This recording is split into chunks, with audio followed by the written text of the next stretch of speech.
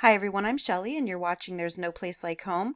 I'm back with another Question the Narrative video, and today's topic is looking for ketchup and the new earth. Okay, I know that some of you right now think that I'm off my rocker, but trust me, this will all make sense if you just bear with me. So I will often get asked in my comments why I don't respond to particular comments. Usually someone will ask me, why didn't you respond to the comment that I left earlier? Or why don't you ever respond to my comments? And I'm actually going to share with you a few reasons why I don't respond to comments. Then we will get into the ketchup analogy. Yes, it's just an analogy, don't worry. And then we're going to move on, and I'm going to highlight some gems that I have actually found in my comments. And I just wanted to share with you just how eloquent some people are, and they can really say things better than I can anyway. But the reasons that I don't answer all of my comments are that, first of all, I get hundreds of comments a day, and there's no way that I can possibly read all of them. So sometimes I will get a notification from YouTube, and I will click on that notification and I will get to read that comment, but that does not mean that I have seen all of them. So sometimes I might click on a notification, heart a comment or like a comment, and I don't have time to then go on to the rest of the comments and read the rest. So it might look like I'm sporadically just liking comments when in fact it's just because that's the particular one that I clicked on when the notifications came on, and I didn't have time to go through the rest at that point in time. And a lot of times too, I will see comments, but I have 6 children who still live at home. And I have a husband. And so even yesterday, I was trying to read comments while I was making dinner. And I saw some comments that I really wanted to respond to, but couldn't get to them by that point. And then when I did go to respond to them later, I found that someone else had already responded and they said exactly what I would have said anyway. But there is a third reason that I don't always respond to comments right away, and that's really the one that is most relevant to today's video. The third reason is that simply because sometimes I'm hoping that someone else will answer because I'm afraid that I will not answer with grace. I have said this to many people that you can't always hear someone's tone when you are writing a comment. So sometimes I might not be being snarky at all as I'm leaving a comment, but as someone reads it, they think that I am being snarky. So I try my best to not make them sound that way. However, I will tell you that there are days when I am bombarded with really belligerent comments. And I'm not saying comments that just disagree. I'm saying comments who are just downright nasty and name calling, those kind of comments. And so on those days, I really don't want to answer people's replies because I don't know how high my patience level is. And there are times where I will have answered the same question in like comment after comment after comment. And then I get that same question again. And I'm like, okay, I really hope that someone else answers this. And thankfully, that is what happens all the time. But now it's time to get to the ketchup analogy and why sometimes it is difficult for me to answer comments. So we're just going to theoretically think about 5 different types of people who are standing in front of their fridge looking for ketchup. And I want you to think of this as an analogy between ketchup and the new earth. You'll understand. Just bear with me. So the first group of people, they will open up the fridge. It will be there on the shelf in front of them, and they'll see it right away. And that's it. They take off, they use it, and that's it. The second group of people, they open the fridge, they look for a while, but then they find it, but it's hidden in the back of the refrigerator. And sometimes they might have to ask someone's help in finding it. Sometimes they just find it on their own, but they do have to do some searching, but eventually they will find it. The third group of people are those who, and this is something that I will see in my own house a lot, those who stand there staring at it right in front of them. The ketchup will be on the shelf right in front of them, and they will just say, "Where? Where? But I don't see it." And they actually don't see it. So then you have to go to them and you have to help them to find it. So the fourth group of people are those who open up the fridge. It's right there in front of them. They're staring at it and they're saying, "Where? Where? I can't find it." And you might be calling in from the living room. "It's right in front of you. It's right there. Look right next to the pickles." And no matter how many times you tell them, they don't see it. And then they finally give up and they say, "Ugh, I'm just going to eat my burger without it." Now, the last group of people that I'm going to share, yeah, they really are a theoretical group, but it really fits with the analogy. So again, just hang on. So the fifth group, they stand there, they open the fridge, the ketchup is right in front of them, and they keep asking you over and over and over, "Where is it? Where is it? I don't see it. I don't see it." And you keep trying to tell them over and over and over again, but then you just happen to look and they're standing there with their hands over their eyes. And they actually don't really care where the ketchup is. They're just trying to be, a little combative maybe. I think that's a really good way to illustrate the types of comments that I will get. And not just about the New Earth topic. It's about a lot of topics that I talk about, but we're specifically going to talk about the New Earth because I've been focusing on that a lot. So, I've talked about 5 groups, and the first 4 groups of people, I have no problem at all interacting with. Again, the first group sees it right away. The second group has to look for a while, but they eventually find it. The third group, you kind of have to help them a little more because it's like right there in front of them. And then they're finally like, "Oh, okay, now I see it." The fourth group, they're looking, but they just kind of give up. It's the fifth group that often makes it difficult to answer comments because they are the ones who are there and they're asking question after question after question, but they're not asking because they actually care what your answer is going to be. They're asking because they are trying to create strife. And unfortunately, sometimes when you deal with a lot of questions like that, it makes it very hard to go back and still have that patience and that grace with the other comments, not because it's the fault of the other commenters, but because you've just already been dealing with so much. And I am so guilty of this, and this is something that I really need to work on. But I'm human, and I have to say that there are so many commenters that really are, again, they're eloquent, but then there are other channels who they reply with such truth and grace in all of their comments. And I'm like, I want to be like them when I grow up. Like Shade Stone, the way that he comments, even if people are disagreeing with them, he is always just very, very kind to them. Also, Joel Rosenauer on Past Days with Pastor Joel, he is the same way. And John Paul Miles on Revelations and Grace. Again, they're really, really kind and loving when answering all of their comments. So for me, until I get to that point, sometimes it's better for me just not to reply and hope that someone else does, just, because I don't want to be that way. So let's now get to some of these comments. And these are all specifically about the new heavens and the new earth. I think more often about the new earth because that would be relevant to where we are right now according to covenant eschatology. And I wanted to highlight these because people are so intelligent, and I often wonder, why don't they have their own channel? Because they're just very eloquent and well versed, and they say things better than I ever possibly could.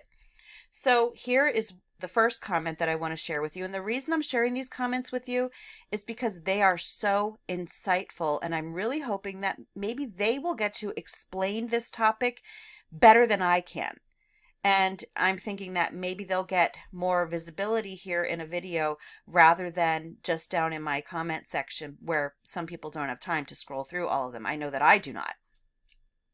So the first one is Tanya Beth Stevens, and she says, "Hi, I am no expert, but I've been studying preterism, and my understanding of this view is that the new heaven and the new earth is a very clear reference through comparative language and use from the Old Testament to the passing away of the old covenant, the old earth and heaven, and the initiation of the new covenant, the new heaven and the new earth. So much of preterism uses terms and metaphors from the Old Testament, which were metaphorical then and thus are metaphorical in their use in the New Testament. These ideas started as a shock to me, but the more I've studied and listened to the explanations of the preterist view, the more and more it makes perfect sense. I lean heavily towards this view. Thank you to Shelley's investigation here. I'm going to cut in right away and say, I only owe everything that I know to other people. So I wouldn't even call this my investigation. I would just call this my sharing of what I've learned from other people. But anyway, I'm just going to continue here. And her referral to Berean Bible Church. The pastor there, David Curtis, has been a big part of my new understanding. I am also one who came from a futurist, dispensationalist, current short season view. Had no intention of actually believing the preterist view. Just wanted to know how in the world they could believe such insanity. And then, as I learned and as I prayed for guidance from Father in heaven, to my shock, I began to see. The next comment is by Adam Perez 8555, and it's responding to another commenter, which I believe was just basically saying that the new heaven and new earth in fulfilled eschatology preterism, they just don't make any sense. And so what Adam Perez says, it doesn't make sense when you are doing what Israel did and looking for a physical restoration. But that isn't what Christ promised. In fact, quite the opposite. Again and again, he tells them his kingdom isn't of this world. Paul tells us plainly, flesh and blood do not inherit the kingdom. Your new body must be a spiritual one for this to be the case. And finally, Christ himself says, if anyone tells you, look, here is the Christ, or look, there is the Christ, do not go there or believe them, because he wasn't making an earthly return, but instead, in Luke he tells them that when these signs have been revealed, that they should look up, for their salvation would be at hand. Why look up? Because his return would be on the clouds of heaven. Jesus returned in 70 AD. He came to that generation, as he said he would. He came on the clouds, as he said he would. He came quickly, as he said he would. And even those who had pierced him saw him, as he said they would. The only question that remains is, why don't you believe him? The next two comments are from Son of God Now. And it says, you don't know, and I'm not looking at this as just the person that he's talking to. I'm looking at this as just a generality, because this is, I still don't completely know how to read all of apocalyptic literature. I'm learning, but most people don't even know that there is such a thing. So I'm looking at this as a generality. You don't know how to read Hebraic apocalyptic literature. We are not getting a new heaven and earth.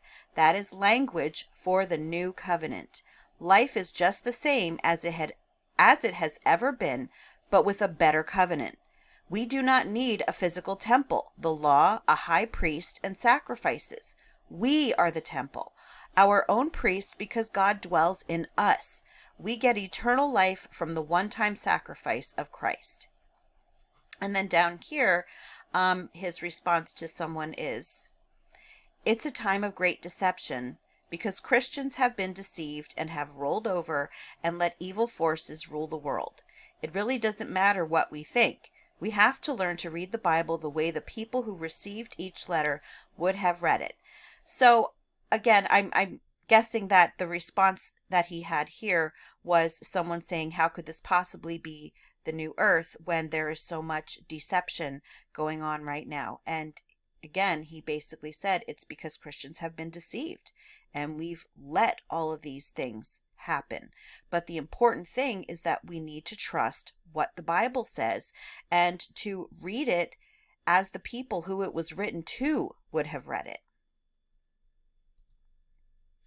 Here is another one from Son of God Now. He says, Israel always knew there was the current age and an age to come. That is all. There was an old covenant and a new covenant, where Yahweh opened his covenant to the nations and sent a Messiah. It helps to think about how life was lived in the old covenant. David, Joshua, and many more had to fight Yahweh's enemies. We, as new covenant believers, do not fight Yahweh's enemies. We let the enemies rule our lives and steal our children's hearts and minds. We are too busy going on vacation, building our retirement accounts, picking out new backsplash, and watching the latest on Netflix. The enemy has us right where he wants us. That is why the world is so evil. We don't even put our armor on. Our pastors are mind-controlled and deceived also. We think a Christian's job is to save people from an imaginary, never-ending torture pit of fire, and that is all. Hell is another lie. The Bible has covered up Sheol, Hades, Gehenna, and Tartarus to be this imaginary hell of unjust punishment. I'm just going to add in here that hell is something that I still haven't researched too much into. However, at this point in time, I am believing that it just means perished, means that's it. There is no more. And another thing is that this is true. Hell is, well, these words, Sheol, Hades, Gehenna, and Tartarus, are all translated over and over and over again. And yes, even in the King James Bible as hell, when they are not all the same place. For example, Sheol just means the grave. So you have to be really careful when it comes to that. But what he said up here, yes, that's exactly what I've been trying to say in my videos, is that this is why the world looks like this. Because we have let it get here. Because we have been so busy waiting for things to just continue to get worse, saying, well, it has to be this way, that we're not standing up and fighting as we should be. And this comment was not left on my channel, but I'm stealing this from Shade Stone.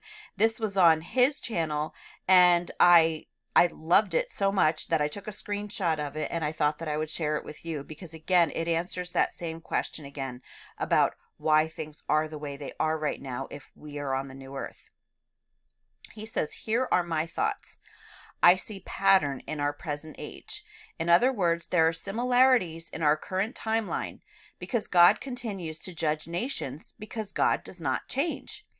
So when love, faith, and hope begin to lessen, then the spirit of fear, unbelief, and depression start to increase, giving us an eerie similarity to the vibe that would have been present in the first century.